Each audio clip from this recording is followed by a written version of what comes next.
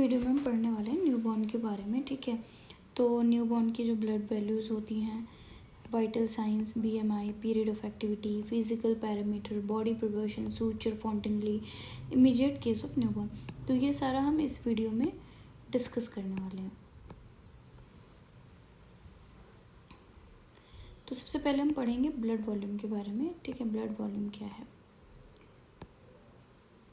तो blood volume में कितना होता है? 80 ml पर kg होता है अकॉर्डिंग टू बॉडी वेट, यानी 1 किलोग्राम के अंदर 80 ml बॉडी ब्लड वॉल्यूम होगा। आरबीसी का लेवल कितना होता है? 6 to 8 mm पर मीटर क्यूब होता है। आरबीसी की लाइफ स्पैन कितनी है? अडल्ट में है 120 दिन, टर्म में है 80 दिन और प्री टर्म में है 60 दिन, ठीक है। तो ये क्या थे?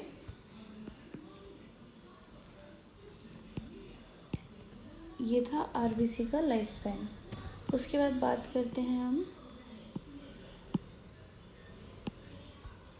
डब्ल्यूबीसी लेवल की। तो 10 to 17,000 होता है। प्लेटलेट लेवल कितना है? 3.5 लाख। एचबी लेवल कितना है? फीमेल की बात करें तो 12 से 14 है, अडल्ट की बात करें तो 14 से 16 है और न्यूबॉर्न में 18 से 20 ग्राम पर डेसीलीटर, यूनिट की सेम है, ठीक है। तो इतना एचबी लेवल नॉर्मल कंसीडर होता है। सबसे ज़्यादा आपको देखने को मिल रहा है कि बच्चे में होता है एचबी लेवल, ठीक है। उसके बाद बात करते हैं स्ट्रोक वॉल्यूम की। 5 ml पर बीट होता है। कार्डियक आउटपुट कैसे निकालते हैं? Heart rate into stroke volume. तो एक बात यहाँ पे मैं बताऊँगी कि बहुत इम्पोर्टेंट, और वो ये है कि आप इसे देखो,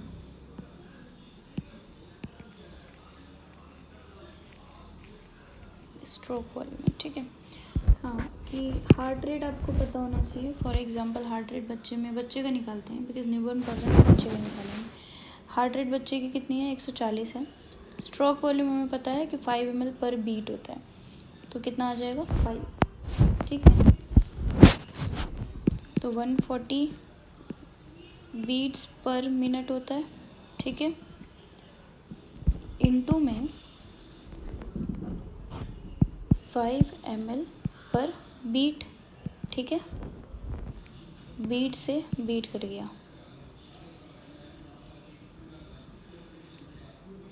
आपको ना मैं ये ml पर मिनट कैसे आया ये भी निकालना सिखाती हूँ इसमें। तो ये बहुत सिंपल है। हमारे पास क्या है? 140 बीट्स पर मिनट होता है, पर मिनट इस तरीके से लिख सकते हैं। इनटू में करेंगे 5 ml पर बीट, ये इस तरीके से होता है ना। तो अब हम क्या करेंगे? हम यहाँ पे यूज़ करेंगे बॉड मास फार्मूला, जो कि हम करते हैं। तो बीट से बीट कट गया, हमारे पास क्या बचा? ml पर मिनट। इसको हम इस तरीके से भी लिख सकते हैं, ये ऊपर रहेगा, ये नीचे रहेगा, है ना। ml पर मिनट हुआ, आगे है हमारी ml पर मिनट। उसके बाद 140 इंटू 5 कर दोगे, 500 से 700 आ जाएगा आंसर, ठीक है। 500 to 700 नॉर्मल होता है। अभी 140 इंटू 5 कर दो,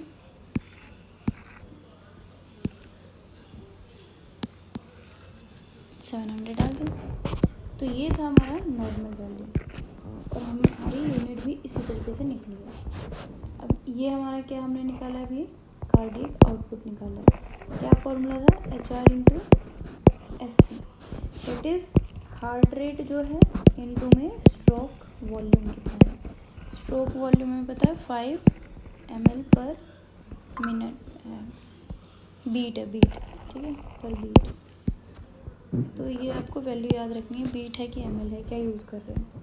उसके बाद ब्लड ग्लूकोज लेवल कितना है? फर्स्ट 24 आवर में अगर देखें तो बच्चा पैदा होता है तो पहले 24 घंटे की बात करें तो 40 से 60 mg पर डेसीलीटर देखने को मिलता है। लेकिन 24 घंटे के बाद जो ग्लूकोज लेवल होता है वो 60 से 90 होता है। ऑक्सीजन सैचुरेशन की बात करें न्यूबॉर्न में, तो आफ्टर बर्थ पहले मिनट पे 60 से 65 होता है, दूसरे मिनट में 65 से 70। तो बेसिकली आपको पहले मिनट का याद कर लेना है कितना है 60 से 65 है, ठीक है। उसके बाद इसमें +5 ऐड ऑन करते जाओ, इनमें आपके हर उसकी वैल्यू आ जाएगी 1 2 3 4 5, ठीक है।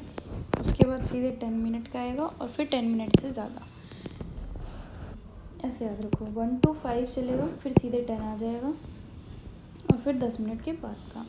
तो +5% हर किसी में आपको ऐड करते जाना है। प्रीटर्म की बात करें तो प्रीटर्म में ऐसा नहीं होता है, प्रीटर्म में होता है 91 to 95%, ठीक है। बाकी वाइटल साइंस वगैरह ये सब हम नेक्स्ट वीडियो में पढ़ेंगे। तब तक के लिए बाय बाय।